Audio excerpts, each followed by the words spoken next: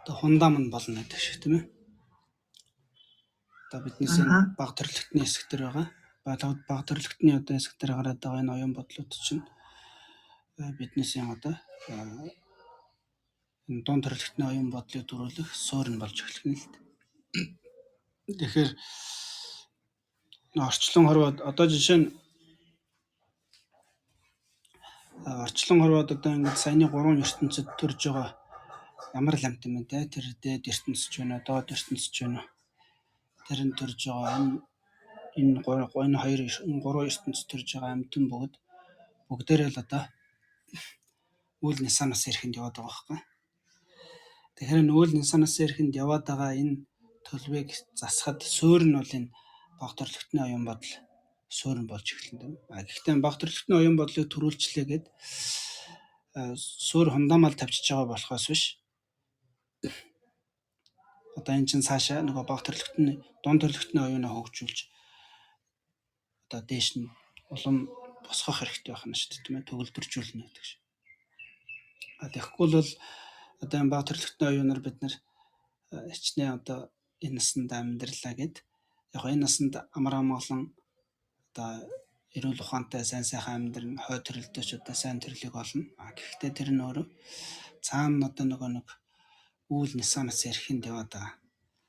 Нөгөө нэг нисанаас нөлөө ирэх нөлөө чинь давмга байдлаар байж л байгаа гэж тийм. Байгаад байгаа учраас бид нэр бол одоо хараахан нөгөө аюулын савраас гарааг байна л гэсэн үг байна л тийм.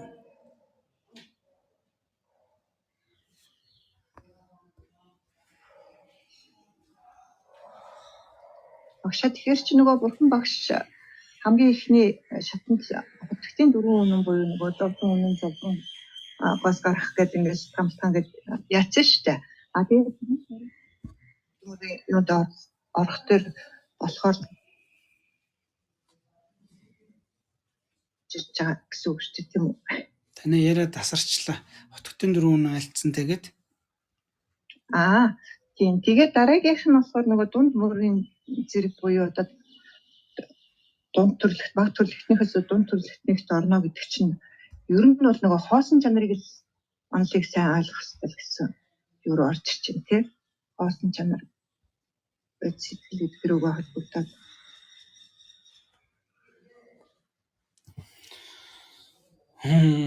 ер нь бол бурхан багш хөтгтийн 4 үнэн альцсан сургаалч нь хөтгтийн 4 үнэн сургаалч ер нь бол дунд төрөлхтний сургаал шүү дээ тийм үү? Бага төрөлхтөнд бол одоо хөтгтийн 4 үнэний яг хөтгтийн 4 үнэнтэй дүүцүүлж ойлгож болох тийм ойлголтууд бол бага төрөлхтөнд байгаа. Гэхдээ бага төрөлхтөнд одоо тэгж дүүцүүлж ойлгож байгаа ойлголт яг хөтгтийн 4 үнэний ойлголт төрөөс биш байх нь л дээ. Хөтгтийн 4 үнэний ойлголт ч юм бол яг цэвэр дунд төрөлхтний ойлголт байхгүй.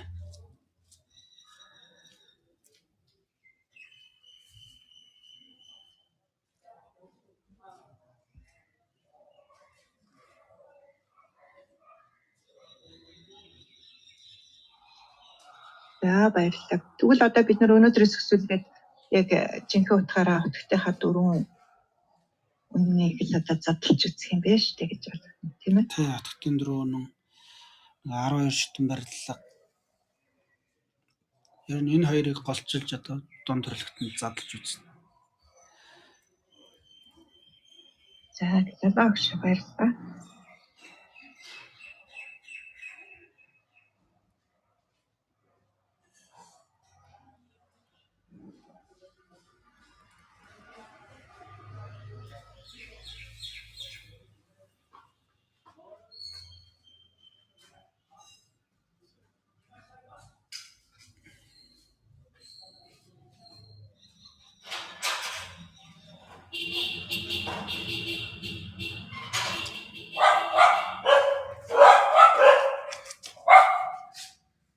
Ер нь бол бид нар ингээд бодмөрийн зэргийг сонссон бол ерөнхийдөө одоо бодмөрийн зэргийг сонсоод дууссан тохиолдолд за бодмөрийн зэргийн одоо утга агуулгуудаас өөрсдийн яг амьдралд хэрэгжүүлж болох тийм ээ тэр тэр хогтгоно тэр ойлголтууд нь бол гээд өөрсдөө аль нь илүү хялбар байна тийм ээ. Аль нь илүү өөрт хэрэгжүүлэхэд хялбар байна. Тэрийг ерөнхийдөө аваад бариад явна тийм ээ. Гэхдээ хамгийн гол суур юу ч юм бол нөгөө баг төрөлхтнийхөө оюун бодлыг бид нар одоо суур болгож авч байна шүү дээ. Яг тэгэхээр бид нар одоо дөнгөж л одоо баг төрөлхтний ч оюун бодол биднэрт одоо төлөвшөж би болоогүй байгаа учраас тэр суур хундаан болсон тэр ойлголтоо бид нар яах нь өөрсдөө төлөвшүүлэхэд гол анхаарах хэрэгтэй байна. Гэхдээ тэрийг төлөвшүүлэхдээ дунд төрөлхтөн их төрөлхтний сургаалуудаас бас ингэж хүч нэмж авч одоо хүч нэмж болох тэр ойлголтуудыг авч хүч нэмэгдүүлж юм гэж. За ингэж одоо явах хэрэгтэй юм байна л да тийм ээ. Тэгэхгүй одоо бодмөрийн зургийг сонсчод шууд их төрөлхтөн болно гэж дарих юм бол тэр бол одоо ямар ч боломжгүй гэж тийм ээ. Ус их төрөлхтөн болох ямар ч тийм шууд их төрөлхтөн болно гэдэг бол өөр бүтцгүй зүйл юм байна л. Одоо байшингийн 3 давхар байшин дээр гарах гэж байгаа бол одоо эхлээд 1 давхраар нь ороод 2 давхраар нь дараад нь 3 давхартаар нь очиж шүү дээ тийм ээ. Бас 1 давхраар дамжихгүй 3 давхар руу хязгаарч гарч чаддаг. 1 давхрыг алгасаад 3 давхар руу хязгаарч гарахгүй. Тэгээ тэнгэрээс л бууж ирдэг юм бол гэдэг шиг. Тэгэхээр ер нь бол ингээд бодмөрийн зэрэг сонсогч нь өөрөө нэгэсэндээ баг төрөлхтөн, дунд төрөлхтөн, их төрөлхтний сургаалууд мань хоорондоо уялдаатай учраас бүгднийг нэг сонсцоход ингээд бүгдээрээ яах нь нэг нэгнийхээ юу болоо авчдаг. Тэгээ дэм нэг нэгэндээ дэм тусгуулаа авчдаг байхгүй. 3 төрөлхтний ойлголт чинь гуруула нэг нэгнийхээ ойлголтыг улам одоо хөгжүүлээд баяжуулаад ингээд авчдаг. Тэр үүднээс нь одоо бүгднийг нэхлэж нэг сонсох хэрэгтэй л гэдэг юм л. Сонсоод дууссан бол одоо яг суралцахтаа бол яг баг төрөлхтнөөс нь суралцах хэрэгтэй байна шүү дээ тийм ээ. Тэгэхээр баг төрөлхтнийг оогоорч хаяад явах юм бол тэгээд ямар ч боломжгүй байх юм л тийм ээ.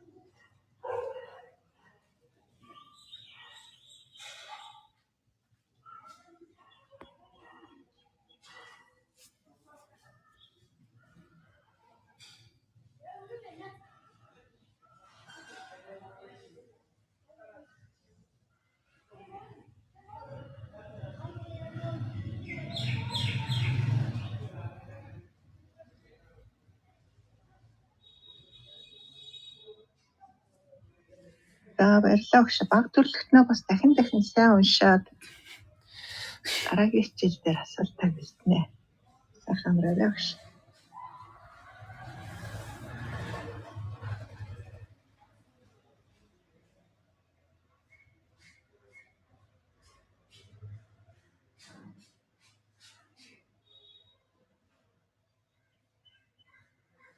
Өөр асуултууд байна уу?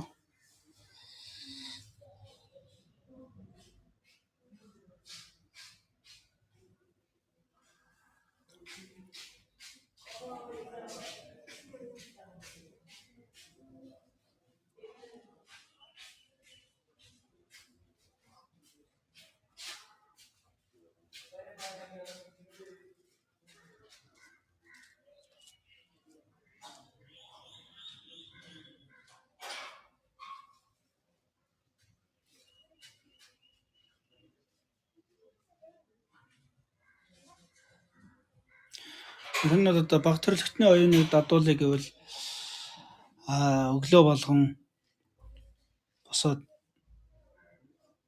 бясалгаж бодож явах хэрэгтэй байна л да тийм ээ.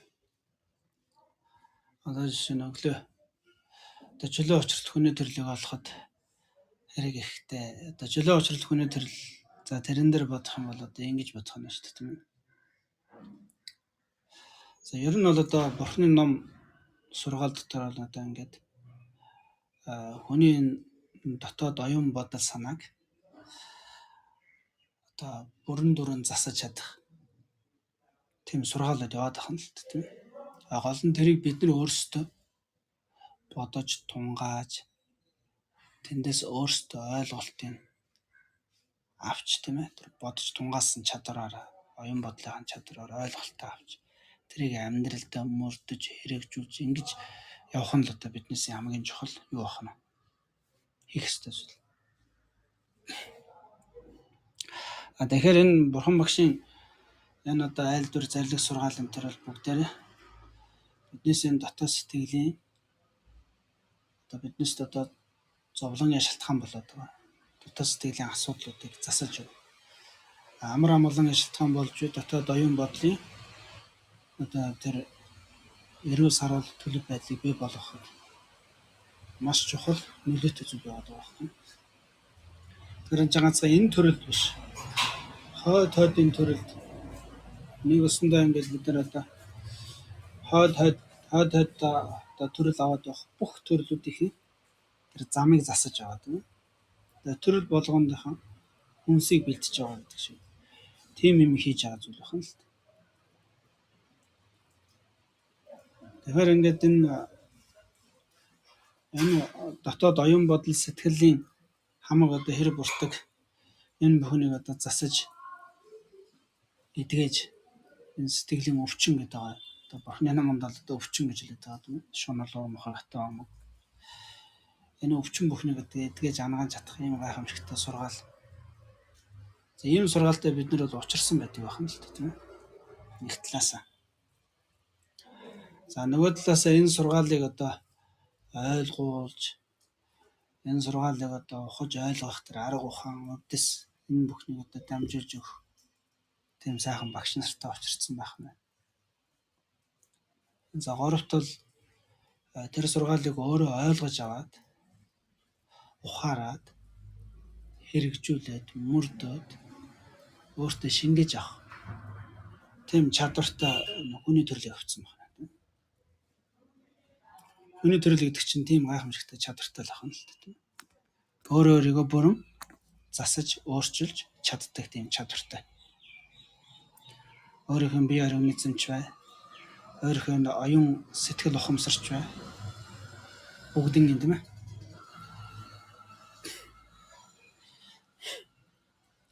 Тэгэхээр нэг өсөндөө бидэрт бол ингээд ийм гайхамшигтай олоход бэрх хүний төрлийг олцсон. За тэгээд учрахад бэрх дээдийн номтой учирсан. Золгоход бэрх багш садтай золгоцсон гэж байна. Тэгэхээр ийм одоо маш их тийм аз жаргалтай ийм төрлийг бид нар олдсон байгаа юм байна гэдэг хүн ингээд ойлгодог байна л. Ингээд бодох хэрэгтэй. Тэгээ энийг бодоод эхлэхээр би ямар ч байсан зүгээр сууж болохгүй юм байна шүү. Би ямар ч байсан энэ хүний төрөл дээр энэ дээдийн номын огшимыг энэ хүний төрөл дээр гаргах хэрэгтэй юм байна. Энэ огшимыг хүртэх хэрэгтэй юм шүү гэж. Тэгж одоо энэ хүний төрлийн жинхэнэ хэргийг гаргах хэрэгтэй юм байна гэдэг. Тийм бодол төрөх нь үү?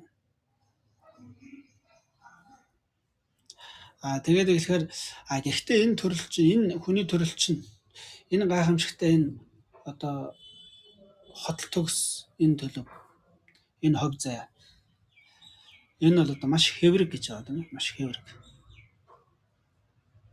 Маш хэврэг. Богинохон. Өсрөөл нэг 100 жил. Өсрөөл 100 жил тийм. Тэр 100 жилийн дотор эхний 20 жил нь бол бид нэр ингээд нэг тийм хүүхэд бага нас гэж явсаар хагаад тэр юмыг ойлгох, ухаарах энэ төлөв байдал нэх би болж чаддгүй ч тийм. Яг зөвөр энд нь бид нар багаас нь нэг тийм яг оюун бодлыг нь зөв хүн болох тэр суурийг нь сайн тавьж өгөх тийм боломж л байгаа болохоос тэр хүн тэр бага наснд нь ийм гүн гүнзгий үл хөл мөнгөсч тийм гүн гүнзгий юм дээр хязгаарч бид нар ойлгуулна гэдэг бол маш бэрхтэй байдаг байна. Тэр хүн бол ингээд эхний 20 жил бол нэг тиймэрхүү маягаар яваад өгчдөг. Тэгэхээр биднэрт яг энэ жинхэнэ хүний биеийн дээр шимийг авч чадах боломжтой хамгийн одоо юмыг жинхэнэ одоо ухаж ойлгож өөрийнхөө сэтгэл шингээж тэрийг ингэж өөрийгөө өдөртөн чиглүүлж өөрчлөн засах тэр огшимыг авах жинхэнэ юмыг хийж чадах боломж бол 20 наснаас эхлээд нэг 60 нас хүртэл за нэг 70 нас хүртэл байх. Тэгээ 70-аас хойш бол ингээд өвчин ороогоол тийм ээ ухаан санаа нь ингээд жоохон ингээд орон гарan болно. Зарим нь ухаан санааны хүч саарна. Биений хүч тамир саарна. Тэгээд ирэхээр ингээд юмыг ингэж удаан бодож, бясалгаж ингэж явах нь илүү юутай болдог байна. Хугацаа ингээ багасаад байдаг тийм ээ. Хоол нь бага идэж болж ирнэ. Тэгээд ирэхээр биеийн тамир багтаж эхэлнэ. Нойрондоо муудаж эхэлнэ тийм ээ аажиндаа. Чи угаасаа нөгөө байгалийн одоо юу шүү дээ үйл явц. Тэгэхээр бидэрт бол ингээд хичнээн 100 нас өсрэл 100 наслна гэдэг ч гэсэн тэр 100 насны дотор яг жинхэнэ огшимыг авч чадах боломж бол өсрэл нэг 50 жил байдаг. Гэвч энэ 50 жил дотроос бид нар яг жинхэнэ ингээд тэр номонд зарцуулж байгаа цаг хугацаа нь яг тооцох юм бол бүр хичнээн одоо бүр амьдралаа номонд зориуллаа гэд 50 жилээс яг жинхэнэ номонд зарцуулсан цэвэр зарцуулсан цагийг харах юм бол өсрэл 5 жил байдаг гэж тийм үү. Бусад 45 жил нь унтна, идэнэ, наасааш явна, хүнтэй юм ярина, унтах, хэвтэх, явах, ярих гэсэн ийм дөрвөн үйл дээр л 45 жил өнгөрчдөг. Тэгэхээр яг энэ дотор бол ингээд яг жинхэнэ ном хийж байгаа. За 100 жил амьдралаа хэтэр 100 жил дотор яг жинхэнэ ном хийж байгаа нас нь бол ном хийж байгаа тэр цаг хугацааг нь бөөгнүүлэх юм бол 5 жил гэдэг гэж. Бусд нь бол дандаа тэгэл өнгөрчдөг тийм ээ. Нөгөө нэг явах, унтах, хэвтэх, ярих тийм юм дээр л явдаг байна. Тэгэхээр нэгэсэндээ ингээд хүний амьдрал бол энэ хөв заяа гэдэг бол яг энэ хөв заяа яг шимийг авах боломж нь 5 жил явах юм шүү дээ. 5 жил. 100 жилээс 5 жил шүү дээ тийм. За 100 жил насллаа гэсэн чи яг энэ шимийг авах яг цаг хугацаа нь бүр 5 жил. Гэхдээ энэ 100 жилээс 5 жилийн шимийг авах боломжтой ч гэсэн энэ 100 жил чинь өөрөө яг 100 жил наслах уу гэдэг баталгаа байхгүй. Өхөл бол өөрөө хизээс ирж мэднэ гэж тийм. Өхөл мөхс бол хүн хизээж хөөж болно.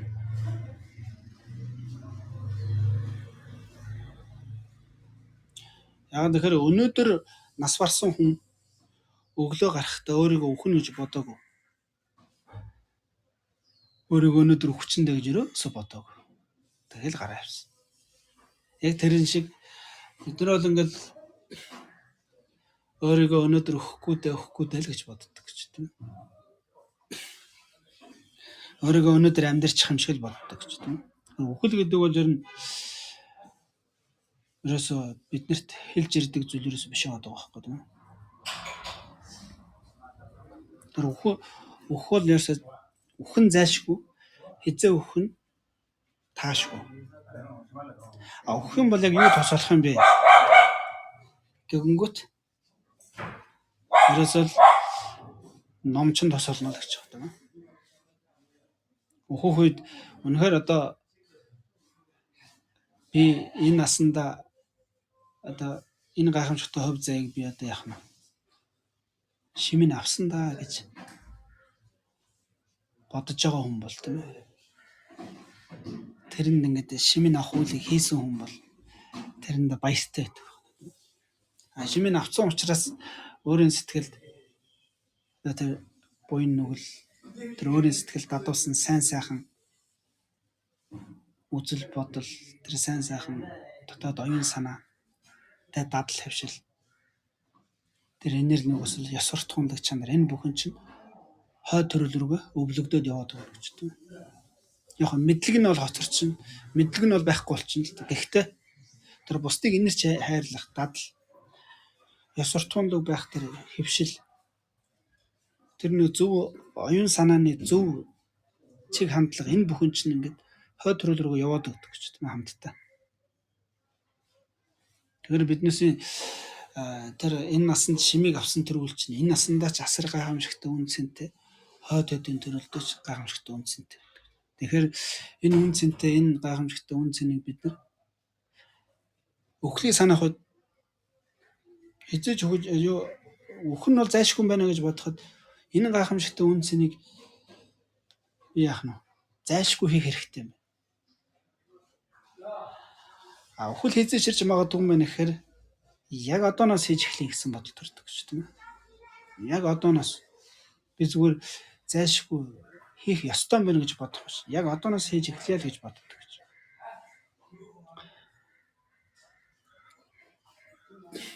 Тэгэхээр ингээд өглөө босоод бид нар бол тэгж бодох юм байл. Ийм гайхамшигтай хувь заяаг би олцсон юм байна. Гэтэ энэ хувь заяа маань энэ хувь заяан дээр шимийг авах боломж нь 100 наслахад 5 жил юм байна.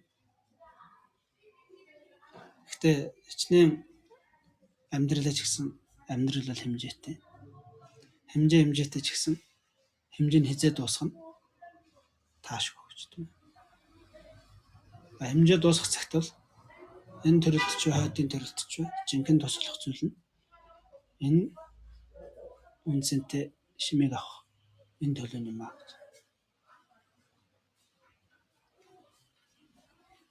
Тэр нэгсэндээ өглөө босоод яах нь энэ чөлөө очрол хүний төрөл энэ өхөл мөхсийн талаар ингэж бодох хэрэгтэй юм. Ингээ бодоод эхлэхээр тэгвэл би яг одооноос эхэлж би энэ гайхамшигтай хувь заяанд ийм сайхан үр шимийг би одооноос эхэлж авах хэрэгтэй юм.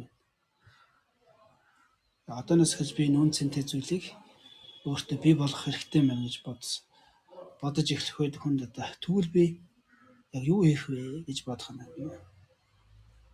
Тэнгүүд одоо үлийн үрийг л ягч баримтлна гэж байгаа юм. Ерөөсө тэрийг хамгийн анхны үйлдэл бол ерөөсөө үлийн үр дээр тулах юм байна. Би яг үлийн үрийг л яг баримтлая. Үлийн үр хууль гэдэг бол өөрөө хуурам бүгч тийм. Үлийн үрийн 4 хууль байгаа шүү дээ тийм. Хүн хийгээгүй үйлийнхээ үрийг амсахгүй гэж. Нэг өсөндөө чи хийсэн үйлийнхээ л одоо хариуцлага хүлээнэ гэж байгаа шүү дээ тийм. Хоёрт чи хэн нэгний хийсэн үйлийг өмнөөс нь орж амсахгүй. Гуравт үйл хариуцдаг. Дөрөвт бол одоо үйл шамшигдахгүй гэж тийм. Тэгэхээр энэ бол одоо үлийн үрийн хууль л да маш шудраг хууль байгаа байхгүй тийм. Хэрвээ үйл шилждэг байсан бол энэ бол одоо амар тийм шудраг бус юм болох юм байна л да. Би ерөөсөө тэр үйлийг хий гэж ерөөс юу ч бодоогүй. Ямар сэтэл байхгүй.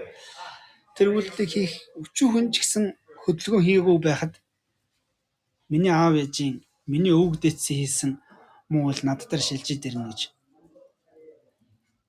Эсвэл миний аав ээжийн хийсэн сайн сайхан үйл төр бүхэн над дээр шилжиж ирнэ гэж байхгүй шүү дээ тийм ээ. Үнэхээр үйл хэрвээ шилждэг бол ийм амар шудраг бос юм болох юм шүү дээ тийм ээ.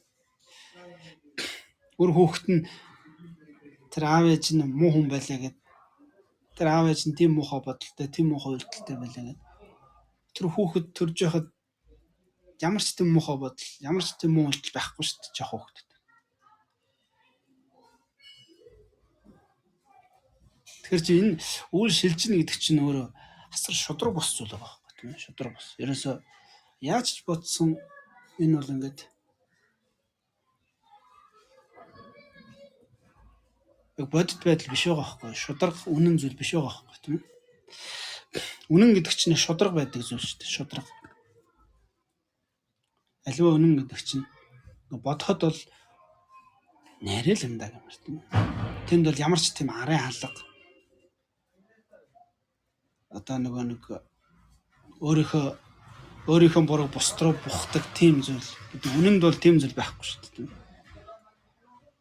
Үйл үүр гэдэг чинь дотоод хуулиуд нөөрэ тийм байгаа байхгүй тийм. Үйл шилжихгүй.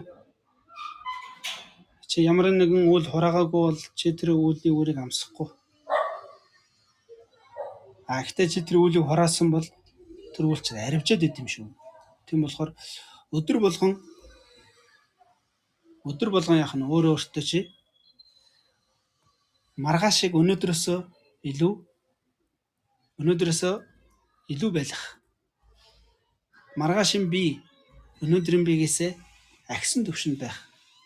Тэн төлөвт байлгахын тухайд өнөөдөртөө заавал яах нь өөрийнхөө юу хийсэн, юу ярьсан, юу бодсноо тунгааж явах хэрэгтэй гэж тийм ээ. Оройдоо үнэлж цэгнэж явах хэрэгтэй гэж. Би өнөөдөр яг ямар бодлоод их бодов, ямар ярианууд их ярив, ямар үйлдэлүүд их хийв.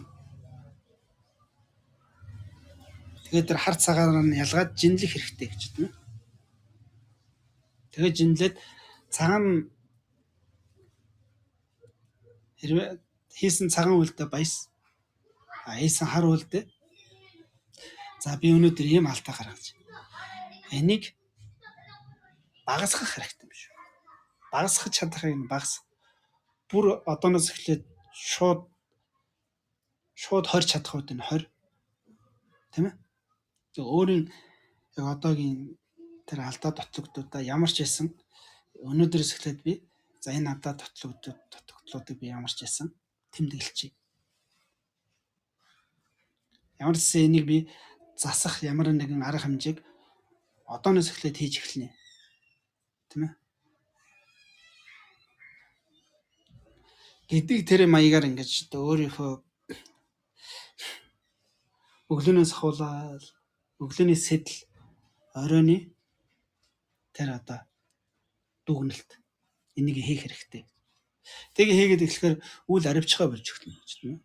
Өнөөдөр хийсэн үйлээ өнөөдөртөө шууд хар цагаанаар нь ялгаад харыг нь тэр дор нь намжилж тэр буруу зүйл хийсэн байгаа учраас би ийм буруу зүйл хийсэн байх шүү дээ гэж бодгоор хүнд өөрийн ирэхгүй тийм нэг юу төрөх вэ? Тэр бурууга буруу гэж ойлгосон гэмшил төрв. Тэндээс эхлээд за энийг би маргаашнаас төвчж чадах төвчээд багасгахын багасаад арга хэмжээ авахын багаар арга хэмжээ аваад явъя гэдэг. Тэр үүлийг ямар ч хэсэг яах нь боомлох тийм шийдлийг өөртөө бий болгож өгч шүү дээ. Энд чинь одоо үүлийг намжилж байгаа юм гэж. За ингэж ихлүүл үйл аривчгаа болно гэж тийм ээ. Үйл аривчихгүй болно гэж. Тэгээд одоо үйл шамшигдахгүй гэж тийм ээ. Үйл шамшигдахгүй гэдэг нь бид нар ямарваа нэгэн үйлийг хийчээд засахгүй бол тэр чинь тэр алдаа дутагдлал тэр чигээр байгаад байна гэж тийм ээ. Тэр үүднээс нь шамшигдахгүй гэж байгаа юм. Ямар нэгэн алдаа дутагдлыг хийсэн бол засаж болно гэж тийм ээ. Ямар ч алдаа дутагдал засардаг гэж тийм ээ. Бид нар одоо өөрөөсөө гаргасан, өөртөө бий болгосон ямар нэгэн алдаа дутагдал байна шүү дээ. Энд чинь угаасаа засарч болдгоо зүйл байна л.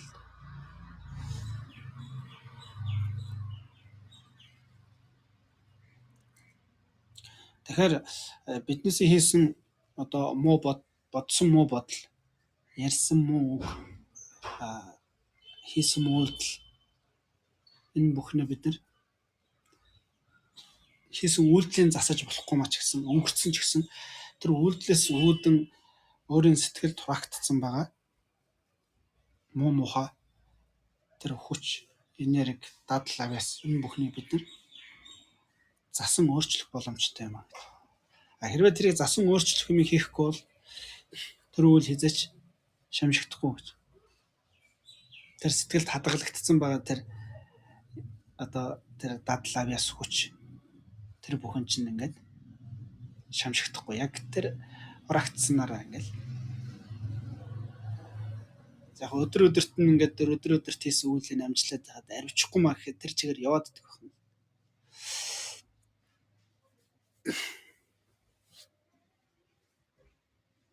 Тэгэхээр үйл өөр ийм хуультай учраас би одооноос эхэлж яах нь хийсэн буруу үйл бүхнээ намжилж сурыг. Зөв үйл бүхэндээ даган байсал сурыг. Бусдын сайн сайханд үргэлж одоо даган байсан. Тийм ээ. Бусдыг үргэлж одоо мөнх бүсийг сандсан хүн чинь тийм болдог байна шүү дээ. Мөнх бүсийг сандсан хүн чинь өөрөө ирэхгүй ингээд бусдад талархаж эхэлдэг, бусдыг уурчулж өршөөж эхэлдэг. Хэн нэгэнд одоо тийм муу сандсан байсан бол тэр бүх муу санаагаа аажинд оогоорч хайж эхэлдэг тийм ээ. Энэ бүхэн чинь өөрөө надад л зовлон, надад л хилэнц, надад л улам их ачаа болоод байгаа юм гэдгээ ухамсарлаж эхэлж байгаа учраас тэр мөнх бүсийг бодоод үйл өөрийг санаад эхэлсэн хүн бол өөрийн ирэхгүй тэр уур уцаар тэр нөх хорсол занал тэр нөх гомдол тэр бүхнээсээ ингээд өөрөө аажинд салж эхэлдэг гэж. Эргээд сэтгэл нь ингээд нөгөө тэр амьдралд талархсан тийм ээ. Үйл өөрийг санаад эхлэхэр чинь өөрт тохиолдож бүх зовлон бэрхшээл бүхэн өөрт нь тохиолдод байгаа учраас би өөрийнхөө би хийгээгүй үйлийнхээ хариуцлагыг хүлээхгүй юм чинь энэ тохиолдох зовлонгийн шалтгааныг би хийцэн байна гэдгийг ойлгодог тийм. Тэгээд эхлэхээр ингээд миний дотор хийсэн муу үйл тэр гадна талаас гарч ирж байгаа тэр амьтны ямар нэгэн үйлдэл. Тэгэхээр энэ бүхэн бол ингээд шүтэн барилгахаар гарч ирдэг юм байна гэдгийг нэгсэнд ойлгож ухамсарлаж ирдэг учраас тэнд одоо яах нь тэр хүнд ингээд учиргүй тийм уур уцаар учиргүй тийм бусдад хорсол занал төрөх байдал нь улам багасч эхэлдэг гэж тийм ээ. Илүү тийм өөрийгөө улам засан хөгжүүлэх, өөрийнхөө алдаа дутагдлыг улам ингээд нягт болгож засах тийм ээ. Тийм төлөөр бол орж эхэлнэ гэж байгаа юм. Тэгээд эхлэхээр тэр хүн бол улам л тийм ёсор тунлаг, энэрэнгүй маш их тийм дотоод оюун санааны хувьд ямар ч зовлон, бэрхшээл, хатуужлыг хүлээн авч чаддаг. Сэтгэл санааны хувьд маш хаттай. Тийм болж төлөвшдөг байна л дээ. Энэ баг төрлөختний хэсэг ингээл бодоол ингээд бясалгаад байгаа тийм ээ. Тэгээд дээрэс нь хүн ингээд нэг амьдрал талархаас орчдөг. Амьдралд баярлж чаддаг. Амьдралын зовлон жаргал бүхнийг баяр бясалтаар хүлээн авч чаддаг. Тийм чадвар сууж эхэлдэг. Бүхнийг уучлж чаддаг тийм ээ. Яг амьдралд юу хамгийн чухал юм бэ гэдгийг ухамсарлаж чаддаг болдог байна л дээ. Тэгэхээр энэ маягаар хамгийн гол нь за би олоход бэрхтээ хүний төрлийг олцсон, учрахад бэрхтээ ийм гайхамшигтай дэдийн юмтай учирсан. Золгох бэрхтээ маш сайхан багш шатантай учирсан юм байна. Энэ гайхамшигтай хувь зайнд би эзэн болох хэрэгтэй юм. Гэхдээ энэ хувь зай маань хугацаатай юм байна. Тэр хугацаанд энэ хувь зайны одоо үр шимийг авна гэдэг бол маш богинохон юм байна. Богинохон дээр тэр хувь зай маань хизээ дуусах нь таашгүй юм байна. Тэгэхээр би яг одооноос эхэлж л хийж эхлэе. Энэ хувь заяа хэрэглэж эхлэе. Хэргийг гаргаж эхлэе гэдэг нэг тийм шийдэл рүү орж эхлэх юм шүү дээ. Тэгээд энийг яаж гаргах вэ гэхээр би одооноос эхэлж үйл өөрийг баримтлах.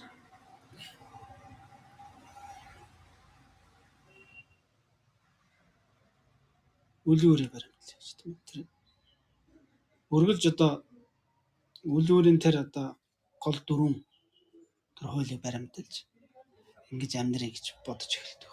Тэгээд эхлэхээр тэр хүн ингээд энэ ухаарлууч хооронд нь ингээ уялдуулж ингээд бодоод тахаар маш их засарч эхэлдэг байхгүй. Тэгээд үйл өөрийг мөнх бустай холбоол, мөнх бусыг чөлөө учир түүний төрөлтэй холбоол. Тэгэл энэ энэ гурвуулан энэ хооронд нь уялдуулж бодвол ингээд хахаар хүн бол энэ амьдралд сэтгэлээр унах, зовх шаналх ямар ч шаардлагагүй болж эхэлж байгаа. Яа ингээд бодоод ингээд л яваад ирхэр тийм ээ. Амьдрал ингээд илүү тийм одоо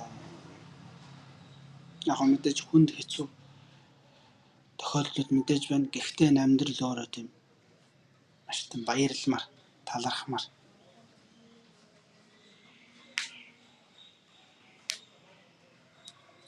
Тийм болж хүнд мэдрэгдэж эхэлт юм байна л дээ. Тэгэхээр энэ бодлуудыг ингэж мах гоё өөртөө гэж бодож сурах хэрэгтэй шүү. Өглөө болгон босоод нэг. За энэ бодлыг чи ингээд эхлээд бодоход бол нэг заа нэг 20 минут болох юм ингээд. За бодгоос өмнө яаж бодох вэ гэдгээ ингээд сайхан ингээд зэгцлэх хэрэгтэй шүү дээ тийм. Зэгцлээд хооронд нь яаж уялдуулж бодох тэр зэгцээ гаргаж ирнэ. Тэгээ ингээд бодоод хаад айжандаа өглөөдөө ингээд бодоод хаад эхлээд нэг 20 минут боддог гэсэн бол дараад нэг 10 минут.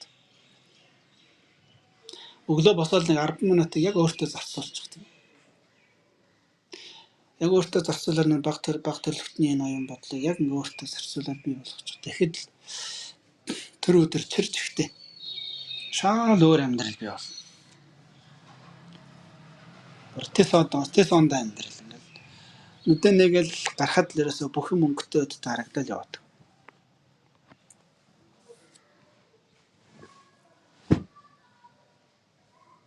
Тэгэл энэ бодлоо өдөр нь ахиж нэг бодоол өдөөс хойш ахиж нэг сэргээгээл ингээл ойрхон ингээл энэ бодлоо сэргээгээл яваад.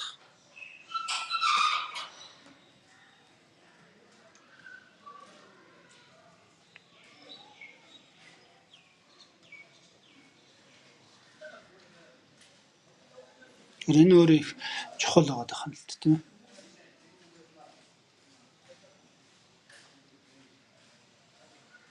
Тэгээд одоо болж игэл энэ хүний төрөл авсан энэ миний хүний төрөл ямар гайхамшигтай юм гэдэг. Одоо нөгөө Бодмөрийн зэргийн хамгийн ихний одоо чөлөө очролт хүний төрлийн үед тэр талаар ер нь ярьсан шүү дээ тийм ээ. Бурхан шишний тэр Тамбан яршигшээ дурдлыг агуулах дүрэн бяцлалтай уялдуулаад тийм ээ.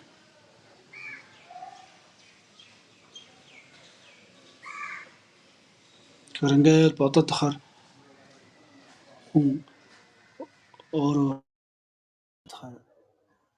гайхамшигтай л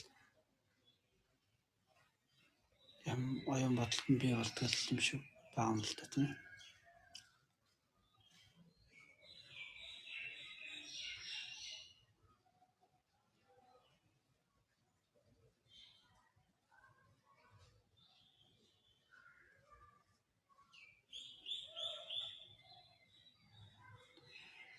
Өглөө босоод нэг юм маягаар бодлуудаа ингээд зэгцлэх хэрэгтэй шүү. Тэгээд эхлэхээр яг жинхэнэ ингээд сая баг төрлөختний хэсгээр ингээд бодоод байна. Яг жинхэнэ намайг авралч юу вэ гэхээр ерөөсөл миний бие хий сэтгэл гурвын тэр зөв сайн үйл 10 цагаан буян. Тэр миний бие хий сэтгэлийн тэр 10 цагаан буйныг бүтээе гэж тэр шимийг авъя гэж хүсэж тэмүүлж байгаа тэр чин одоо туршил сүсэг хүсэл эдгээр чинь яг эцэн үндэ миний жинхэнэ аврал байгаа байхгүй. Хэн 10 цагаан буян чи өөрөө ном байгаад байгаа шүү дээ. Өөрөө ном.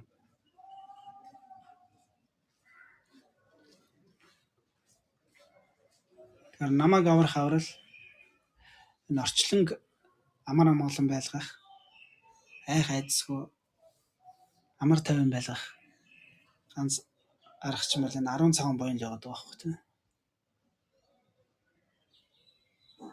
Энэ 10 цагаан буян чинь өөрөө юу болоод байна гэхээр ном болоод байгаа учраас ном бол жинхэнэ аврал юм байна гэж. Жинхэнэ нөгөө нэг номонд сүсгэлсэн одоо нөгөө бурхан дээр итгэх юм уу, ном дээр итгэх юм уу, хоороо дээр итгэх юм уу гэдэг байгаа чинь. Яг тэр сүсэг бишрэл чинь яг тэндээс бий болох юм шүү дээ. Ном гэдэг ямар гайхамшигтай юм бэ?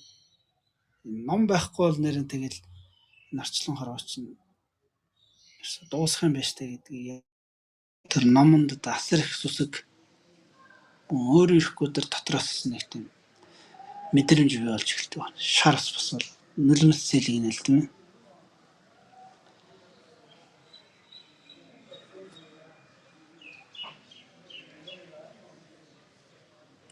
Тэгээд ирэхээр энэ номноос холдоод байгаа. Энэ номыг ингээд үгүйсгээд байгаа. Энэ номонд ингээд маш тийм үзэн ядаж байгаа.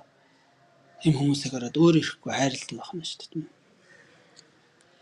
Энэ хүмүүсийн төлөө үргэлж тэр сайн сайхантай номтой очирч явалтугай гэсэн тэр ёроолыг тэр хүмүүсийн төлөө тавьдаг.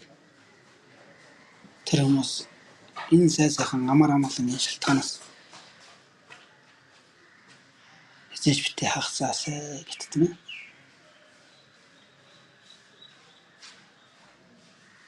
Энэ өөрөө ингээд тэр номонд сүсэг төрөөд ирэхээр хүнд ингээд өөрөө ирэхгүй бусдыг хайрлсан, өргөцсөн сэтгэл нь өөрөө гарч ирдэг гэж тийм ээ. Тэгэхээр сайн сайханд чи хизээч битгий эргэлз гэдэг учрын дээр шүү дээ тийм ээ. Чи сайн сайханд эргэлзээл эхлүүл тэгэл чи бусдыг хайрлах хайр инэрл ерөөс байхгүй болж байна. Яагаад тэгэхээр тэр зэрлэг догшин байгаа тэр төлөвийг яах нь өөрөө хүлээн авдаг байна шүү дээ тийм ээ. Сайн сайханд эргэлзээд эхлүүл тэгэл тийм болж эхлэх нь шүү дээ. Муу юмда дурлаж эхэлнэ. Муу юм хөлөөн зөвшөөрч эхэлнэ.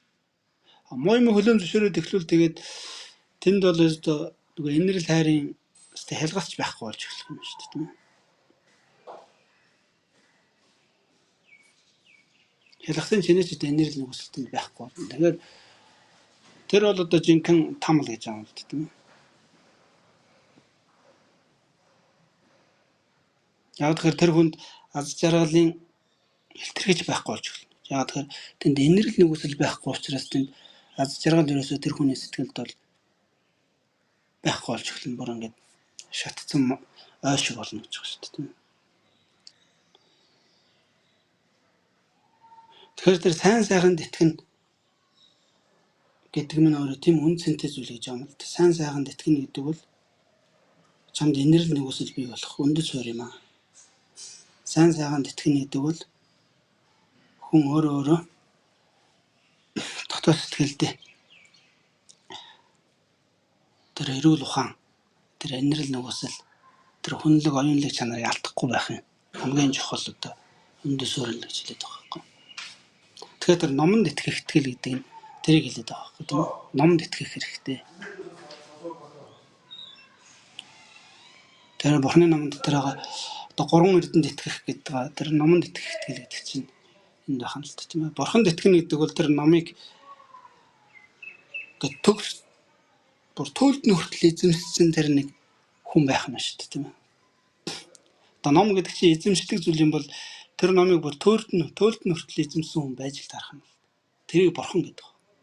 Тэгээ тэр бурхан бол тэр номыг яаж хамгийн гайхамшигтайгаар хөгжүүлж энийг төгөлдүүлж чадах уу гэдэг тэр арга ухааныг бүрэн төгс өөрөө туулаад мэдээд олоод авсан учраас тэр гайхамшигтай хүний айлцсан зарлиг сургаал тэр гайхамшигтай хүнийг бид нар одоо тэр хүний зарлиг сургаалд одоо нэгэсэндээ итгэх тэр хүний зарлиг сургаалыг хамгийн үн цэнтэй зүйл гэж тооцох тийм нэг юу гарч ирэх юм шүү дээ тийм ээ. Үнсэг.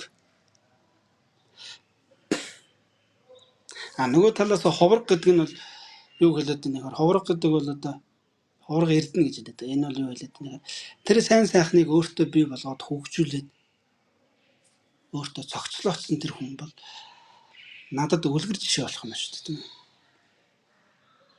Надад үлгэр жишээ. Миний хань нөхөр буюу би энэ сайн сайханд итгээд энэ сайн сайхан замаар явхад тэр надад үлгэр жишээ болно. Замд явхад хань нөхөр бол би өөрөө ганцаардахгүй байх. Тэгэхээр энэ гуравт итгэнэ гэдэг бол хамгийн чухал гэдэг юм л тийм ээ. Энэ гурван зүйлд итгэнэ гэдэг бол одоо Бурхны шашинтай хүний хамгийн чухал одоо хийх ёстой зүйл. Энэ гурван зүйл итгэл байснараа бид нэр зовлонгоос ангиж ирнэ гэж амлалт.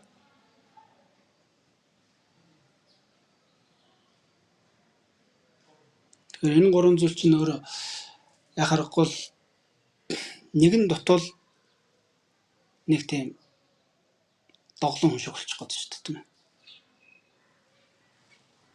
Одоо хань нөхөр байхгүй бол би яах юм? Би ганцаараа хүчгүүднэ гэж тийм. Энэ нийгмийн маск донд би хүчгүүдэх нь хүчгүүд. Тэгэхээр хань нөхөр заавал хэрэгтэй байна. Намайг чиглүүлдэг тэр зам мөрийг минь улам одоо дардан ямар нэгэн алдаа маддаггүй болгоход тэр нэг туршлага тэр замаар ингээд яваад бүр уцтан төлд нь хөрцөн тэр асар туршлагатай нэг тийм тэр төгсгөгөрсөн бурхны тэр зарлиг сургаал тэрний заавар гэдэг зүйл хэрэгтэй байх нь шүү дээ. Тэрэн дотор чинь ингээд олон янзын арга ухаан өвдөс тийм зүйлүүд тэн дотор явж идэг. Тэгэхээр бид нар бол өөрсдөө яг хар ухаанаар яг өөрсдийнхөө яг тэр чин зориг хүсэл эрмэлзлээрээ гэдэг бол нэг тийм хол явахгүй юм л. Хол явахад нэлээд хэцүү хэрэгтэй. Яг хол явдаг хүн байх. Гэхдээ тэр бол ховор цөөх, маш цөөх. Тэгэхээр чинь ингээд яа харахгүй л ингээд нэг тийм аврал дотрын 3 аврал байна. Энэ 3-аас илүү аврал байж болохгүй гэж. Энэ 3-аас илүү аврал байх юм бол тэр бол одоо хэрэггүй гэж байна. Энэ 3-аас илүү аврал гарчих юм бол тэр энэ толгой хөрвүүлж байгаа гэж байна. Энэ 3-аас дутах юм бол болохгүй. Тэгэхээр энэ номд итгэх итгэл гэдэг чинь ийм чухал зүйл байна л гэж одоо. Тэгэхээр яг ном бол одоо жинхэнэ аврал гэж хэлээд байгаа байхгүй тийм ээ. Одоо 3 эрдэнэс ном нь бол хамгийн жинхэнэ аврал. Тэр бурхан нөхөр хоёр бол бурхан бол чамд тэр замыг зааж өгнө. Ховор эрдэнэ бол чамд нөхөр бол. Яг жинхэнэ чамайг авраад байгаа зүйл чинь яг тэр ном юм аа гэж. Чи өөрөө хэрэгжүүлж өөрийн сэтгэлд ингэж бий болгоод итгэл үнэмшлээ өгөөд яваад байгаа тэр зүйл чинь.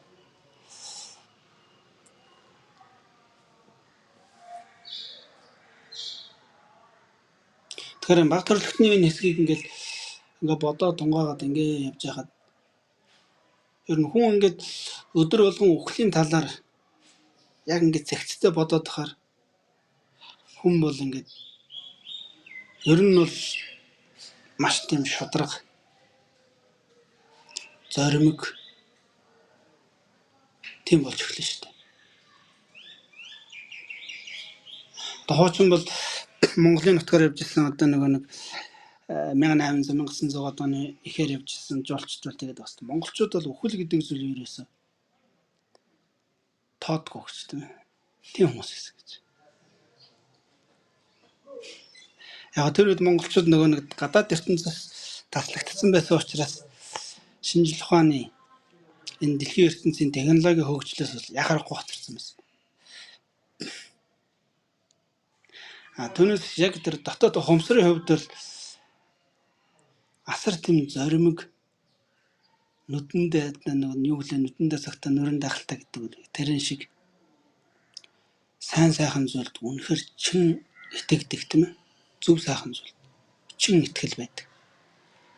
Тэр амьдралын зовлон бэрхшээл нухчаа энэ бүхнийг бол ингээд хүлээн авч чаддаг. Тийм одоо хатуучлалтай төсвөртэй.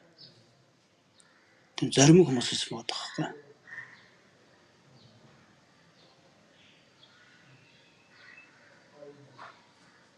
Яг хүний тэр нэг дотоод тэр сэтгэл ухамсарын тийм зоримог гайхамшигтай чанар. Тийм одоо нөхөндөө.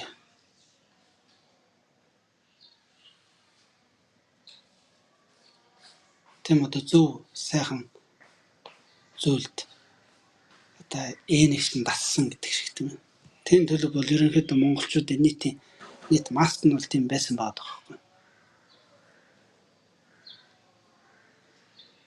Мэдээж одоо олон зуун мянган байгаа ч дотор л одоо муу хүмүүс л зөндөл байгаа л. Тэгээ нийт масаар нь ярих юм бол нэг тийм л байсан баг.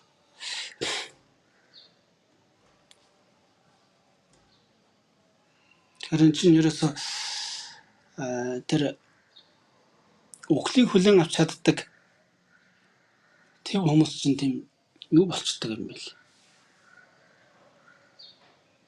Одоо яг жинхэнэ нэг ямар ч хэцүү амьдралыг өлхөө ингээд даваад гарчдаг тийм. Тэгээ тэр хүмүүс л одоо амьд нь толсон ч одоо муу мухай зүйлээр нь нэг хийдгүү. Яагаад тэгэхээр тэр чинь айдас байхгүй шүү дээ тийм. Хүн яагаад ингээд амьд нь толгой муу юм хийдэг гэхэд нэг цаана нэг айдас байгаад байна шүү дээ тийм.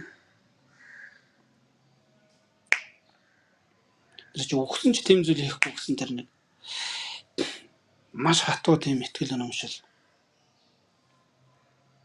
Одоо өглөөс хүртэл одоо өглөөч хүртэл сөрөө зогсох тийм чадал байна шүү дээ тэр хүмүүст тийм.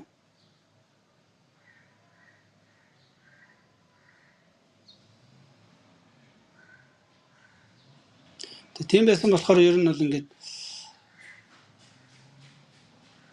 одоо шал өөр л нийгэм байсан байгаа юм л да тухайн үеийн нийгэм бол тийм.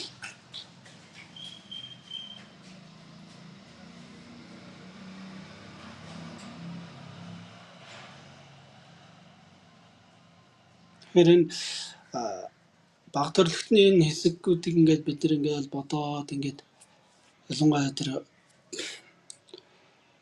хүн болж төрсний үндэс энэ мөх бус байдал энэ одоо орчлонгийн энэ одоо зам ёсны хууль үлийн өөрийн ойлголт эднээс ингэж гойж ингэж бодож сурах хэрэгтэй шүү.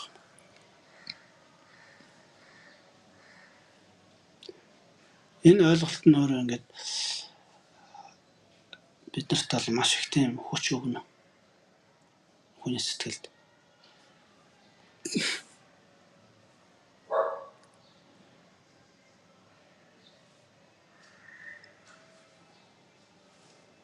Одоо ер нь Япончууд бол тийм байгаад байгаа шүү дээ тийм ээ. Япончууд ямар байгаад байна гэхээр Япончууд нэг суур ойлголт байгаа. Тэр самурай. Самурай гэдэг нь Япончуудын яг нэг тийм юу байгаа байхгүй. Одоо бүр нэг тийм үндэсний гэдэг юм уу нэг тийм. Тэгэхээр тэр самурайн одоо ойлголт тэр самурайгийн одоо нэг тийм ёс зай гэдэг юм уу тий. Тэр чинь ингээд тэр Япон үндэсний өөрийнх нь тэр ухамсар үндэсний үзлийн одоо толгуур баган дээр бий болсон зүйл байгаа шүү дээ тийм ээ. Эртэнд бол ингээд юу бий болоод нэхэр тэр Япончуудын тэр үзэл баримтлалд тэр юу бий болоод нэхэр маш тийм шудраг юм аваад байгаа байхгүй.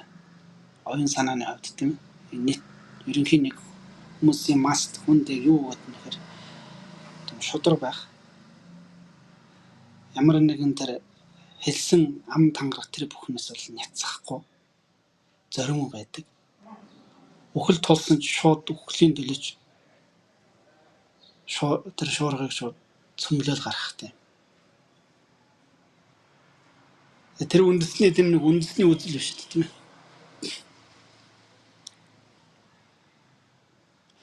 Тэр үндэсний үзэл энэ төр л ерөөсөө устдаагүй. Япончуудад бол тийм ээ. Яг ингээд тэр үндэсний үзлээ Япончууд л ингээд ямар ч 45 оны дайнд ялагдсан ч гэсэн тэр үндэсний үзлийг ерөөсөө Япончууд гээгээгүй. Өөрсдийнхөө тэр үндэсний үзлийг тэр чигээр ингээд аваад ямар нэгэн гадны одоо үзэл санааны нөлөөнд одоо гэсээчүүд чимэгчүүлж ингээд хөтөн. Тэгэхээр энэ бүхний цаад үндэс нь юу болоод байна гэхээр зэн буддизмын суур байна гэдэг байна шүү дээ тийм ээ. Зэн буддизм. Зэн буддизмын сурч нь бол одоо Япончуудад маш том тийм нөлөө өгсөн байгаа байхгүй. Оюун санаанд.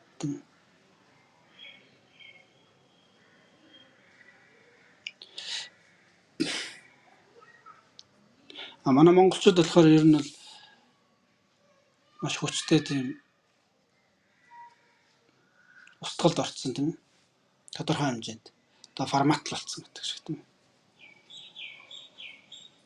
Тийм зүйл бий болсон байгаа учраас бид нар одоо ингээд нэг оюун санааны нэг зөв сайхан зүйлд итгэж чаддаггүй. Ингээд аль муу мухагаараа нэгнийхээ дээр гарах гэсэн тийм нэг тийм уралдаан яваад байгаа байхгүй. Тэр уралдаан ингээд нэг тийм сонин төлөөрөө орцсон тийм. Тэгээ нэг үндэсний тэр нэг үзэл баримтлал жоохон гээгдсэн байгаа учраас яг үндэсний ойлгож авах одоо бид нар хүний дор орохгүй амьдрал гэдгийг буруугаар ойлгоцсон байгаа шүү дээ тийм. Яг тэр хүний дор орохгүй амьдрал гэдэг чинь яг монгол хүний үндэсний ойлголт яг үндсэн үзэл санааны ойлголттой шал өөр байхгүй хүний дор амьдрах. Монгол хүн гэдэг чинь хүн гэдэг амьтныг өөрөөр хүлээн авдаг юм биш байхгүй. Материалын төлөөр нэх хүнийг ярьдаггүй. Тийм үзэл баримталтай хүмүүсээс шүү дээ. Хүний дор орохгүй амьдрал гэдэг чинь тэр хүн чанарын хувьд яриад байгаа юм л та ууг нь.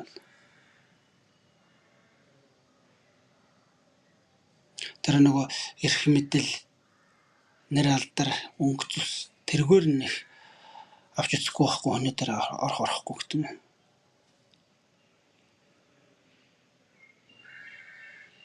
Тэгэхээр биднэрт ингээд нэг тийм оюун санааны нөгөө маш том нөгөө устгал гэдэг юм тийм зүйл формат гэдэг шиг тийм зүйл явцсан учраас бид нар ингээд үндэснийхээ үзлээр юмыг ойлгож чадахгүй ингээд дандаа нэг дайвар замын дундаас орж ирсэн ойлголтоор өөрсдийнхөө тэр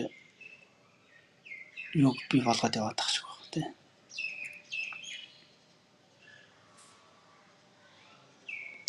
Тэгэхээр хүний дор орохгүй байх гэдэг чинь хүн гэдэг амт нь яг юу вэ гэдгийг л бид нэр шал буруу ойлгоцсон байгаа байхгүй. Хүн гэдэг амт чинь юу юм бэ гэсэн чинь гоё мөнгөтэй байх, унаа тэрэгтэй байх, орон байшинтай байх. Тэгээд нэр алдартай байх, эрх мэдэлтэй байх. Хүнийг тэгээ ойлгоцсон.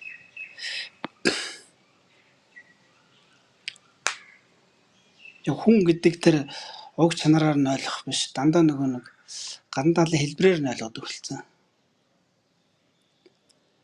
Тийм ойлголт чинь суудсан учраас харахгүй ингээд нэг материалыг ойлголттой шүү дээ тийм ээ. Материалист үзлийн ойлголт тийм ээ. Тэгээ энэ ойлголтсон сууч учраас бид тэр ингээд нөгөө нэг тэр хүн гэдэг мөн чанарын талаар дээр доор байдаг гэдгээр оролдохгүй шал өөр юмар оролдоод өгсөн гэдэг байхгүй тийм ээ. Тэгэхээр энэ чинь ингээд яхахгүй нь одоо тэгээ хүний дор амьдрахгүй байх гэдэг үгийг бид нар одоо бараг одоо ашиглахгүй байхын дээр ч юм шиг тийм ээ. Тийм болж эхэлж шүү дээ тийм ээ. Уг нь хүн гэдэг чинь асар үнцэнтэй зүйл яваад байгаа юм л да. Хүн гэдэг юм чинь тийм ээ. Тэгэхээр хүн гэдэг үнцэнтэй зүйлийн дор нь орчихгүй байх гэж ойлгох хэрэгтэй байхгүй юу? Хүний дор орохгүй гэдэг чинь.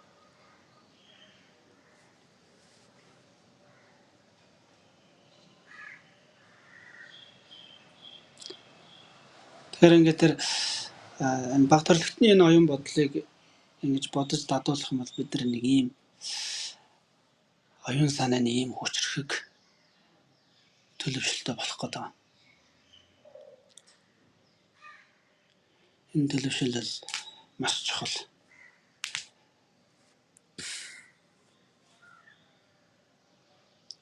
Хүн гэдэг амт чинь ингээд юм гүнзгий агуу том гүнзгий зүйлүүдийг боддог, ярьдаг ийм байх ёстой юм шиг байна л да. Тэгжээж хүн гэдэг амт чинь тэр хүнлэг, оюунлаг чанараа алдахгүй байх.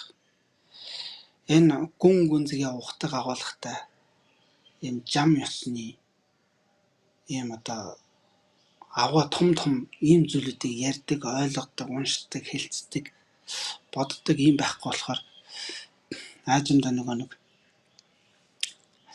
юу руу гарч эхэлсэн шиг юм л да. Нөгөө хүнлэг, нөгөө хүний тэр хүн гэдэг төвчнөөс доош унж эхэлсэн шүү. Тэгээд ихлээр нэг одоо нөгөө бурхны номон дээр гараад байгаа шиг одоо богино хоол тэгж хэлсэн байгаа шүү дээ. Адгуусны бодолтой хүний төрстэй гэж тийм болж эхэлнэ гэж. Адгуусны бодолтой хүний төрстэй. Яагаад тэгэхээр тэр жам усны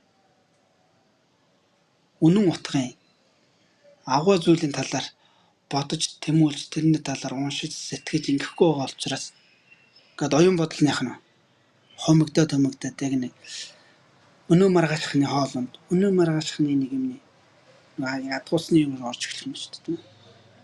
Адгуусч ерөөсөө тэр шүү дээ.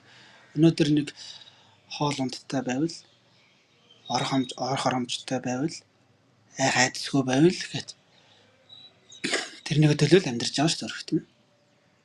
Ерөөсөө тийм орчлонгийн жам яс тэр өнөө хоттол одоо энэ авгаа зүйлийн талаар юмсыг илүүтэй наривчилж ялган тунгааж бодох тэрэн дээр л толгой тэрхэн ажиллахгүй шүү дээ. Тэгээд ирэхээр ингээд улам хаашаа тэр хүн чанарын хувьд хүн байх тэр мөн чанарын хувьд ингээд улам хаашаа ухардын шүү. Тэгээд ирэхээр яг л тэр адгуусан бодолтой хүний биетэй тийм л болж эхлэх юм шиг байна л да.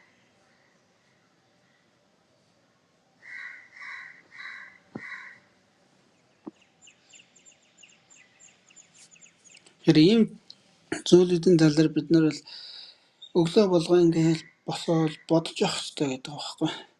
Бурхны шинтэй хүн бол ялангуяа тийм.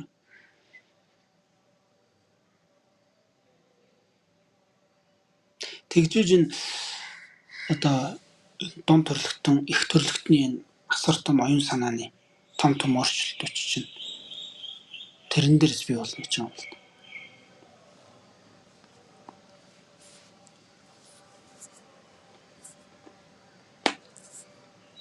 Тэгэхээр баг төрлөختний энэ хэсэг их чухал асар чухал байхгүй юу гэнэ л тийм ээ.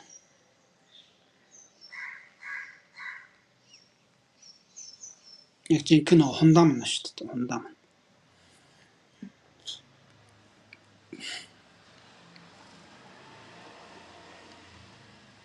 Тэгэхээр энэ хундамыг бид нар дунд төрлөختөн их төрлөختний энэ оюун бодлоор жинхэнэ нэг баяжуулаад ингэ дээр нь байшин босгоход бүр сүр жавхлантай болгоно гэдэг шиг. Тийм болох юм байна л да.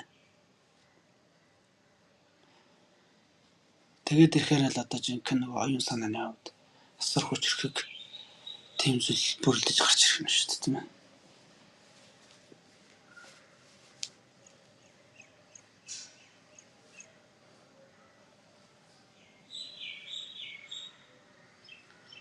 Тэгэхээр энэ баг төрлөختний энэ үнүүдийг түрүүн хэлсэн шиг би бол тэгж л боддог. Ер нь бол ингээд өглөө босоод яг түрүүний бодсон шиг түрүүний ойрын ярьсан шиг тэгэл ингээд боддог байхгүй нэг 10-15 минут л болдог.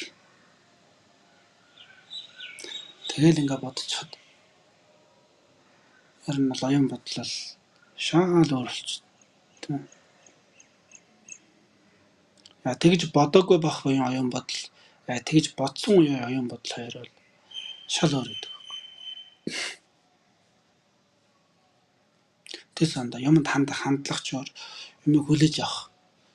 Тэр сэтгэлийн төлөв байдал шал өөр, бусдтай харьцах зэрэг харилцаан дээр ч гэсэн шал өөр. Өөрийгөө анзаарч байгаа анзаарах энэ бүр тэсэнд. Тэгээ альваа энэ нүдэнд харагдаж байгаа орчлон хуруугийн юмсыг ингэж харж дүгнж байгаа тэр дүгнэлт нь хүртэл өөр.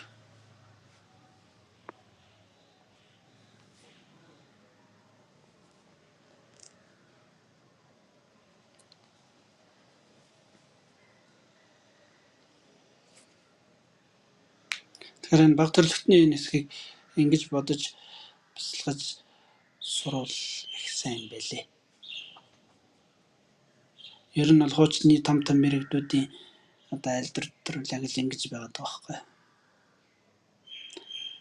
Юм уу маягаар ингэж ойлтож бодох хэрэгтэй шүү.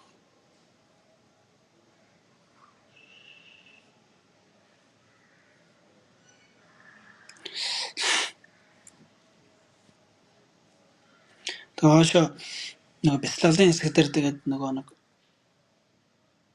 их тодорхой гарна да.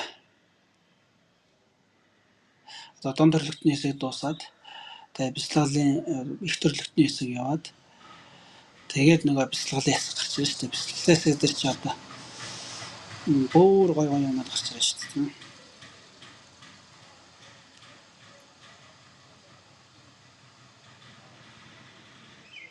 Ямар ч гэсэн Бодмирын зэрэг гэдэг номыг бол Бурхны шашинтай хүн бол нэг амьдрч яваа амьдралынхаа хугацаанд ямар ч гэсэн нэг удаа нэг сонсоод тайлбарлаад авах хэрэгтэй юм баггүй.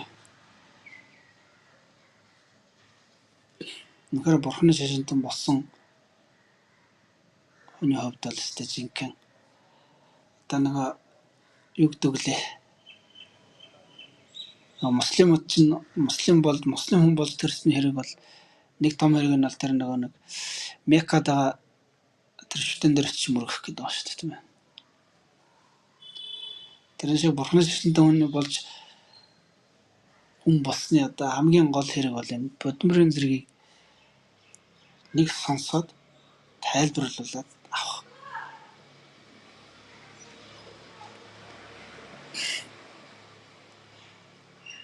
Тэгээ энэ Бодмирын зэргийг нэг сонсоод тайлбарлуулад авчихад бол хүн бол ямар ч байсан хүн бол өөрийгөө бол хүн чигээр нь л аваа.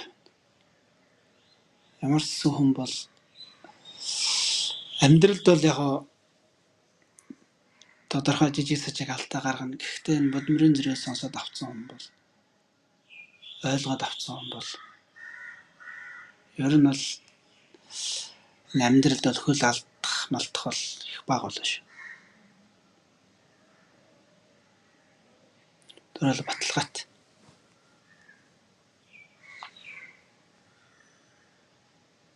Сэтгэл зүйн хувьд асар хүчрхүү болж эхэлдэг байна л тийм ээ.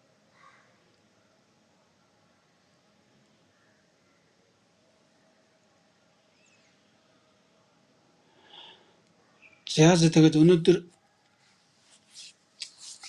асуулт байхгүй болохоор тэгээд баахан юм арчлаа. Сайн байна уу? Нэг жижигхэн асуулт асуучвал болов уу гэсэн. За. Энэ нэг үйл шийдтгүү гэдэг ер нь үеийн хичээл өнөөдөр сонссон чинь урам зоригтой гоё олчлоо сэтгэл зүйн.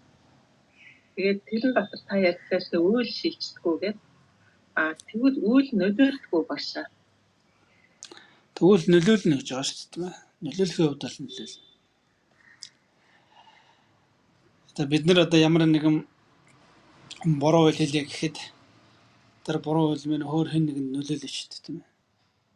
Хэн нэгэн тэр чинь харахад нэгэн бодогдно. Миний тэр хийж байгаа үйлдэл маань 7 дахин давтагтаад ирэхээр угаасаа орчин тойронд зоолттой нэг нөлөө үзүүлнэ шүү дээ. Гэхдээ миний тэр хийсэн миний хураасан тэр үйл хэн нэгэн шилжиж очихгүй шүү дээ тийм ээ.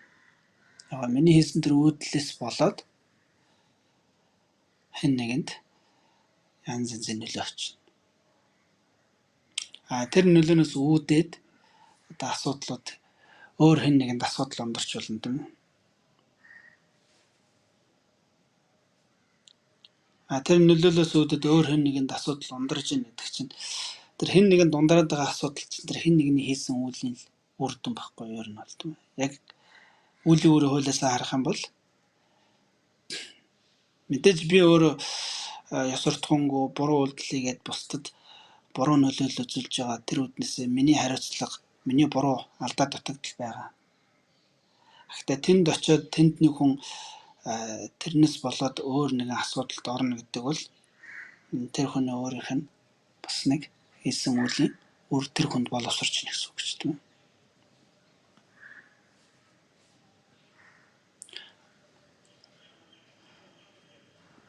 Тийм л нөлөөлөл явуулна гэж байгаа юм л тийм үү. За баярлалаа гэж. Агшаа та тэгээд нөгөө ерөөд болохоор ерөө тавихад бол ингээд шууд мэдээд бас ингээд тавьсан ерөөд дийлэх магадлал маш өндөр байдаг гэсэн. Тэр таарсан шүү дээ. Тэгээд одоо хамыг ингээд ерөө тавь гэдэг ингээд залбираа суухад багшийн тэгээд тавьж байгаа ерөөд гэдэг чихээрээ сонсгосон гэж бас жоохон боддог шүү дээ.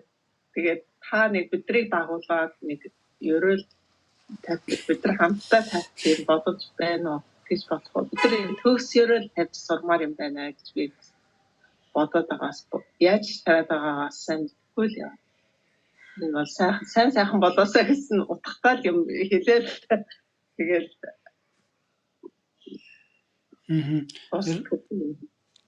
ер нь бол нөгөө анх хичээл хөтлөж байхад анхны нэг нэлээд хэдэн хичээл дээр энэ ерөөлийг би нэг хамт тавьдаг байсан шүү дээ. Тэгээ сүүлдээ за одоо ч бараг сурч байлгүй гэл тэгэл орхицсан л дээ тийм ээ. Яг ерөөл тавина гэдэг бол одоо юу байхгүй тэр ерөөж байгаа зүйлээ яг үнэхээр тийм болж гин гэж бодох хэрэгтэй. Тийм болж байна. Тийм болчлоо гэж бодох хэрэгтэй. Зүгээр нэг за нэг хизээ нэгэн цагт тийм болох юм байна да гэж бодож байгаа биш тийм ээ. Хизээ нэгэн цагт тийм зүйл болох юм шигээр бодох ш. Хизээ нэгэн цагт болох байсан ч гэсэн тэр хизээ нэгэн цагт болох зүйлийг яг бодтойгоор болж байгаагаар яг ийм яг ирээдүйд хизээ нэгэн цагт болох юм байна. Ийм л болно даа гэсэн тийм. Төсөөлөл бодит тийм төсөөллийг өөртөө бий болгож тэгж өрөөлт явах хэрэгтэй л байхгүй. Тэгэхээр одоо бид нэр одоо Бурхны чинь бол ерөөлийг бол томоос нь баг руу тавина гэж байгаа тийм ээ. Одоо өнөөдөр бид ингээд ном яриад, ном сонсоод тийм ээ. Тэгээ бид нар эхлээд бол одоо аврал одуулаад бодтгол үсгээд сонссон байгаа шүү дээ. Тэгэхээр бид нарт бол одоо асар их сайн сайхан буян хураасан байгаа гэж тийм ээ. Тэгэхээр энэ буйны хүчээр их усан 6 жилийн хамаг амтан Штин амар амгалан гол холтгой. Миний хийсэн буйны хүчээр. Миний хийсэн буйны хүчээр миний өнөөдрийн биднээс энэ хийсэн сайхан номын утга энэ утга тэргүүтээ бүх гайхамшигтай номын утга бүхэн хамаг амтны сэтгэлд төр холтгой. Төрөөд хамаг амтан тэр зовлонгийн шалтгаан болсон муу сэтгэл тэр бүхнээс хагацх холтгой гэж тийм ээ. Яг тэр хагацж байгаа шиг яг тэр хамаг амтны сэтгэлд номын утга ингэж төрөөд тэр хамаг амтан яг тэр зовлонгоос ингэж бүр хагацж байгаагаар төсөөлж тэгж ярих хэрэгтэй юм тийм ээ.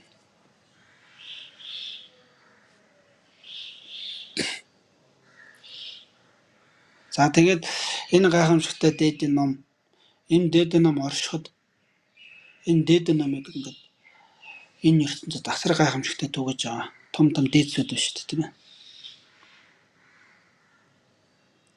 Одоо жишээ нь хамгийн том жишээ бол одоо 14 дэх Далай Лама байна тийм ээ. За ирээдүйд бол одоо маш гайхамшигтай төрж гарч ирэх хүн бол одоо манай 10 дугаар богод байна тийм ээ. Гэх мэт тэргүүтээ ийм гайхамшигтай том дээдсүүдийн өөр олон том одоо энэ дээдийн номыг ингэж амтны сэтгэлд энэ сайхан дээдийн номыг олон зуун сая олон амтанд ингэ түгээж номлож сургаж дэлгэрүүлж байгаа. Гайхамшигтай дээдс төрлөختөн үзэндөө байна. Тэр бүхний одоо насан нурт үүсэн дэлгэр байх л тухай гэж тийм.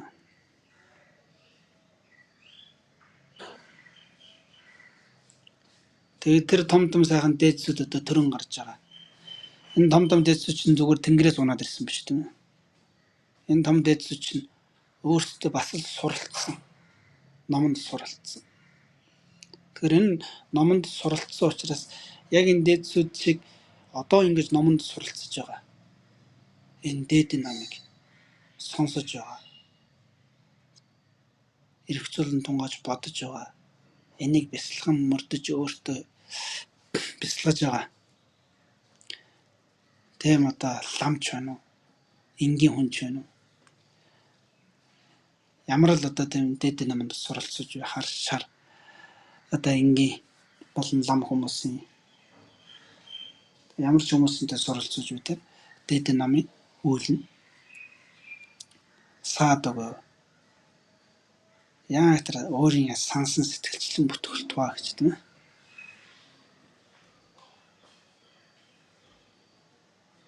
Тэгээ энэ бүхний хүчээр одоо энэ ертөнцид болж хамаг одоо цүүн цагийн дороотлогчлолт байгаа тийм ээ.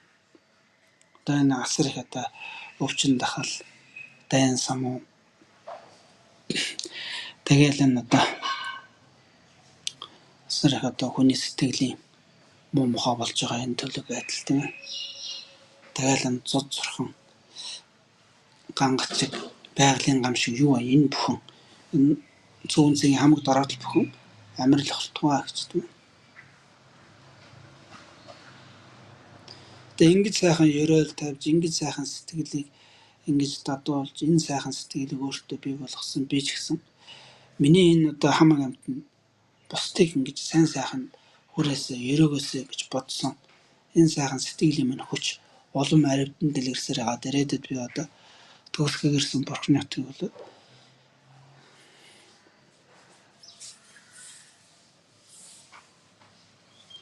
их болсон 6 жилийн хамаг амтныг тэр аштын амар амгаланд хөргөх болтугай гэж тийм ээ.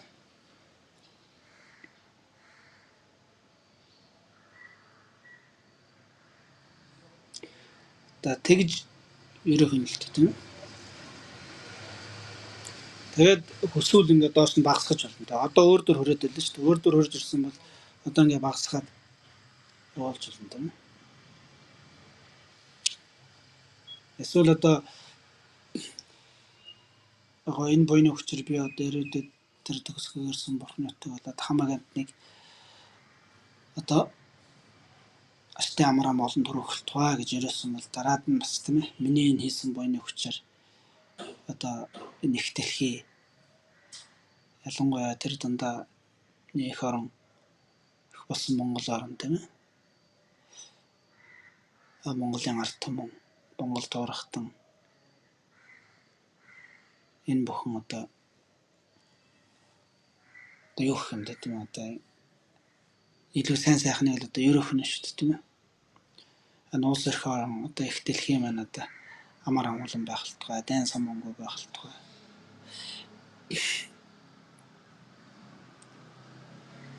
Тэгээд одоо ямар нэгэн одоо хуваагдал, тэмцэл тийм ээ. Тахал өвчин, гай зовлон тохиолдохгүй байхалтгай ч гэх юм уу тийм. Тэгээд түүнээс одоо бүр багасах юм бол миний одоо найз нөхөд садан төрөл тэр дундаа миний одоо аав ээж гэр бүл үр хүүхэд тэр ч гэсэн тийм сансан хэрэгэн сэтгэцлэн бүтэж өвчин урт настай амьдрахад ингэ зориулах тийм. Тэгээ энэ бүхнийг одоо яг ингэ яг л энэ тэр бүхэн яг одоо болж байгаа мэтэр болцсон мэтэртэй гэж өөрийнхөө бодлоо энд төсөөлж бяцлах байхгүй төсөөлж тэгж өрөхтэй. Тэгж өрөөж явахдаа ямар нэгэн тийм шунал уур омог атаархлын тийм мэдрэмжүүдийг оруулж болохгүй тийм. Яг тэр чин сэтгэлийн тийм нэг энерл хайрын яа нэг тунгалаг тийм сэтгэлийн тэм сэтгэлээр гэж төсөөлөн оруулж бодож өрөх байхгүй. За ингэж өрөх юм бол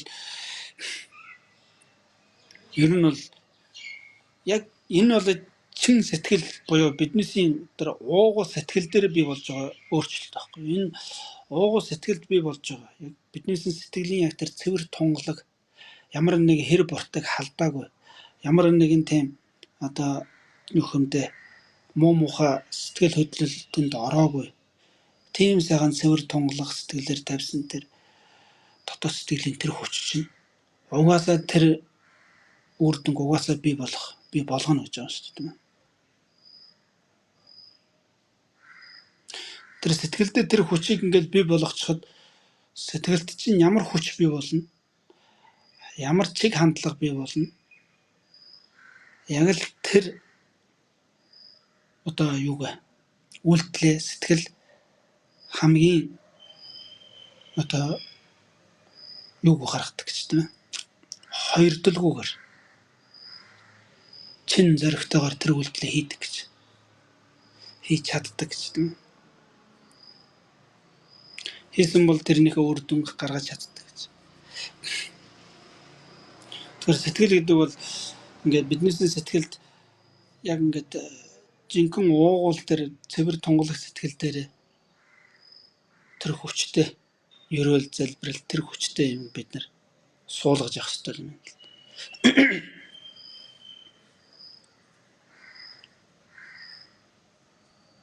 Одоо та нар тэр секрет гэдэг нэг ном байгаа шүү дээ тийм ээ. Нууц гэдэг тийм ээ.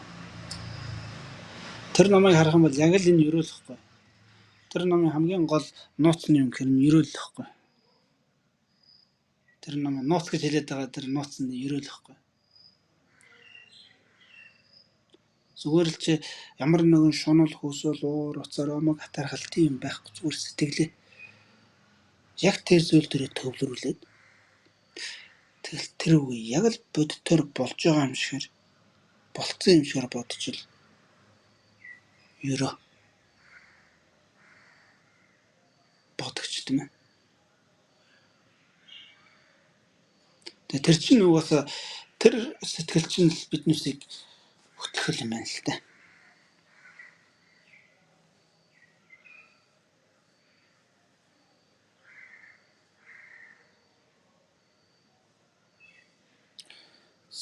Тэгээд өнөөдрийнхөө ерөөлийг бол ингээд нүгэр болгочлаа гэж боддог.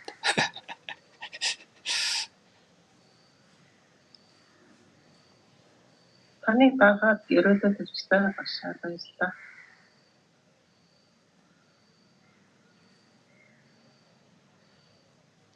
Тэгэхээр ерөөлийг ингээд сайхан тавьж сорвол хүн нэгдэж элдв юмсан бодлоос шууд сална.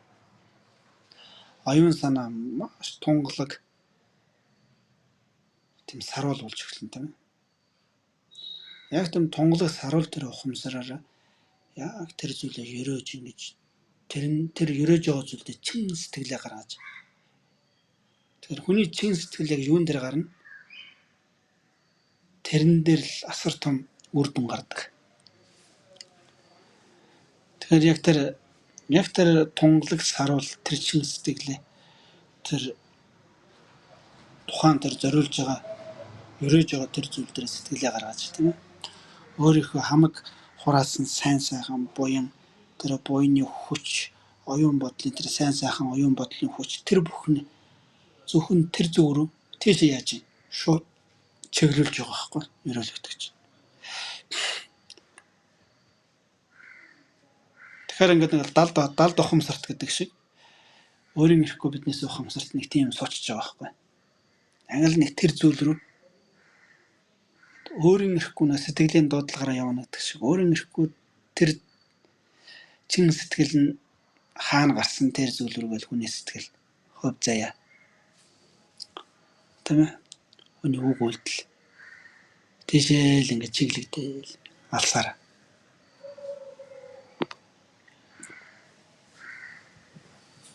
Тийм болдог юм байна л та. Тэгэхээр энэ ерөөл тавина гэдэг чинь тийм маш чухал зүйл байгаа юм л да. Тэгэхээр бурхны шинд бол эхлээд сэтлээ засах гэж. Аливаа буйныг хураахаар бол сэтлээ засах хэрэгтэй. Тэгээд тэр буйныг хийж байгаа үйлдэлээ зөв сайхан хийгээд дууссан бол сайхан ерөөлт. Энэ гурван зүйлийг л одоо бүр ягштал хэрэгжүүлэх хэрэгтэй л гэж байгаа юм л да тийм ээ.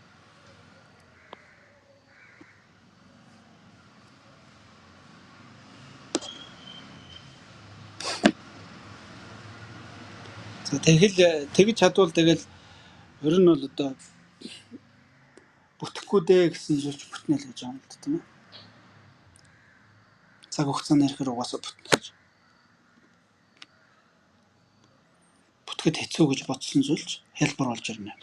Яагаад гэвэл тэр нь чин сэтгэл гарцсан учраас л улам л хялбар болоод идэг байна л.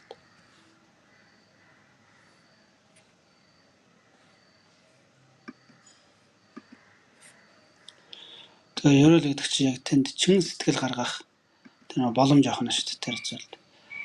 Тэр зүйлийг ингээд өөрийнхөө чин сэтгэлд хадгалж авах. Бүр ингээд өөрийнхөө далд тохомсроос суулгах. Тийм нэг боломж ихгүй. За тэгээд өнөөдрийнхөө хичээлийг ингээд өндөрлөн нэлээд удаачлаа. За дараагийн хичээлээс яг энэ шиг ингэж нэг утгагүй. Ер нь бол одоо дараагийн хичээл нөгөө нэг Монголын цагаар бол одоо 10 Монголын цагаар 18 одоо ч 18:30-д эхлэдэг байгаа тийм ээ. За Монголын цагаар бол одоо 18:20 гэж эхлээд тэгээд яг 1 цаг 10 минут яваад тэгээд 30 минут 40 минут асуулт хариулт явуулаад за тэгэл харин дуусгаад тийм ээ. Тэгэл явж хахад Будмирын зэрэг бол одоо хойшоо бол хурдан дуусна л та.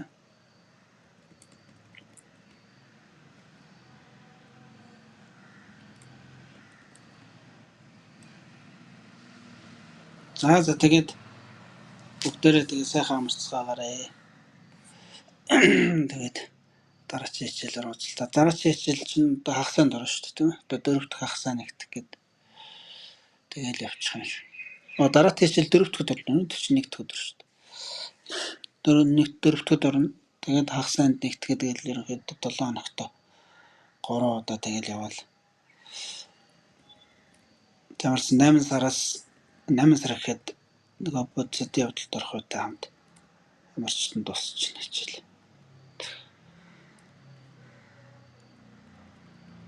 За баярлалаа гэж сайхан амраарай. За баяртай сайхан амарцгаагаарай. Сайхан амраарай. Баярлалаа.